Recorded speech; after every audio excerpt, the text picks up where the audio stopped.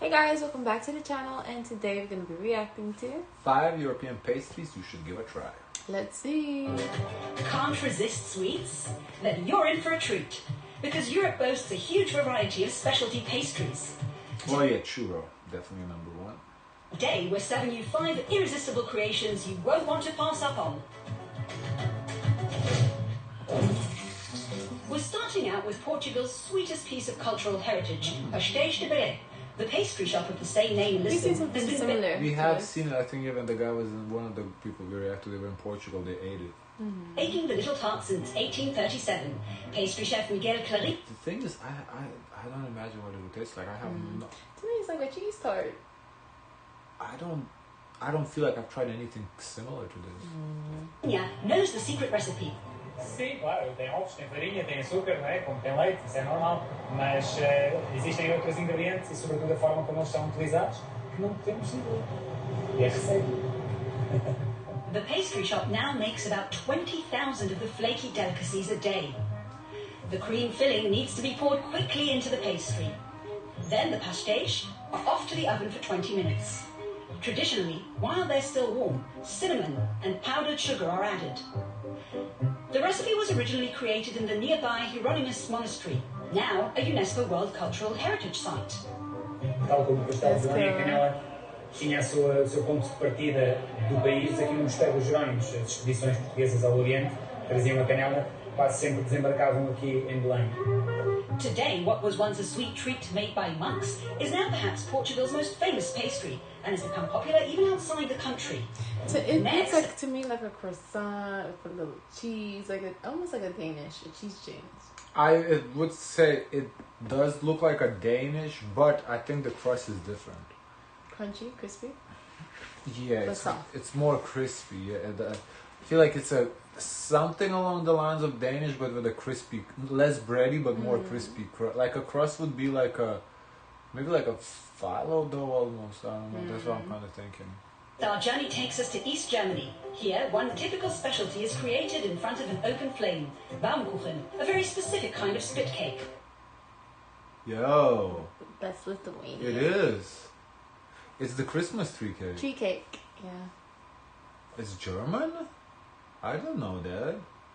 We call it Your similar. life has been a lie. No, we call it Baumkuchenes.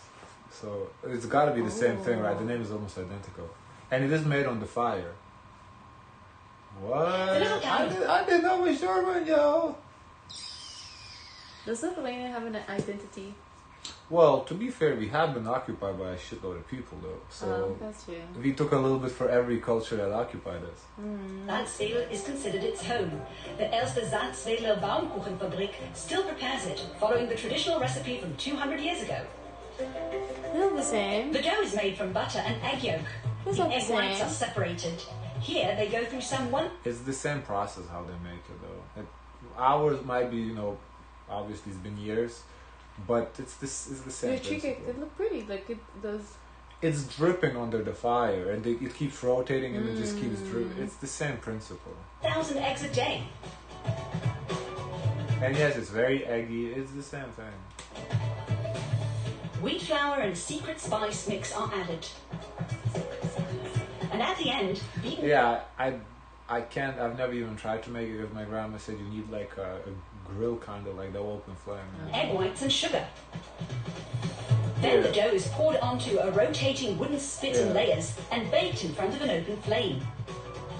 And it, as it kind of drips, it forms those three, the branch-looking things. I like how you guys do it. What do you mean? We do the same way. No, but it looks pretty. Like the drips. Wenn der Kuchen zu schwer wird, höre ich lieber auf, hängt jeweils darauf, der kriegt zur anderen Seite Risse und dann heißt es umschauen. As soon as the Baumkuchen has cooled down, the finishing touch is the chocolate or sugar glaze. Yeah, ours is not glazed though. We do not. I'm sure you could glaze it or you can request it glazed, but the standard I think this is something different. is the same exact. Even the name is the same. What do you Baumkuchenes? It's the same How do you name. say it in your language? Baumkuchenes. It's the same name. It's the same name. Wow, I just didn't know it was German. Now that I think about it, that sounds German though. So I don't know. Oh. Fun fact, Baumkuchen, or tree cake, owes its name to its visible layers, which look like the rings of a tree. I do not remember the insides of it right now to tell you if it looks the same. But it's the method of making is identical. Maybe the formula is a little different, but we definitely. That's okay. We Many seems like countries we all share the same thing. yeah, it seems like we took it from Germany. Yeah. Now we're off to the city of Lille in northern France. Meringue, chocolate and a lot of cream. That's what goes into a merveilleux, which translates to wonderful. The cake is all these traditionally cream prepared with pastries look buttercream, so good. but it's really I don't like cream too much. For me, I It looks light. I prefer bread over cream. interpretation by French pastry chef Frédéric Bocon is especially popular. Ils sont faits à la crème chantilly. Crème chantilly, c'est aussi deux volumes pour un volume. Donc la meringue est légère, la chantilly est légère, ce qui donne un gâteau assez impressionnant qui pèse que même pas 100 grammes. First, egg whites and sugar are whipped into the meringue. That's baked in the oven for about an hour at 100 degrees Celsius. In the meantime, the cream is beaten until it thickens and mixed with cocoa. The baked meringue is coated with the cream and covered with another dollop of meringue.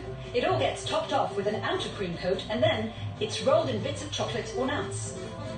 La chose la plus importante dans un merveilleux, c'est que la quantité de crème qui est au centre soit assez importante pour faire fondre la meringue, mais pas de trop. Si vous en mettez trop, la meringue va devenir complètement liquide. Si vous n'en mettez pas assez, elle va rester sèche. Le but est d'être entre deux, d'être moelleux et fondant.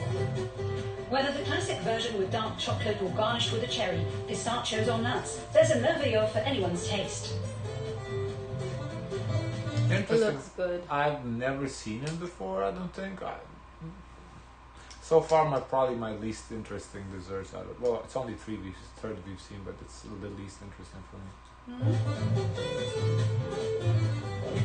Next stop, Spain. Churro. They're best enjoyed Churro? dunked in liquid hot chocolate. Churros are good. The champions of Spanish street But I'm gonna food. try these churros. Yeah. Because not all churros are the I same. wonder if Spanish churros are different than Mexican churros that you Yeah. think of. Yeah. Because the ones we try, I like this. This looks really light. Like it don't look like it'll evaporate in your mouth. Form in front of I the kinda like a churrerias like dense this one in churro. Madrid. More cakey. Churros are made of just 3 ingredients: wheat flour, salt, and hot water. But they're hard work to make. What's the work?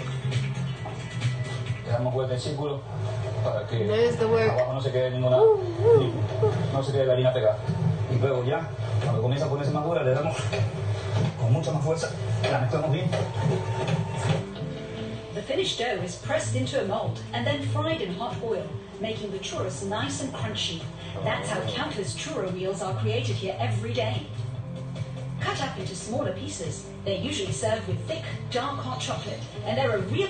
Well, it doesn't seem like it's that hard to make, though.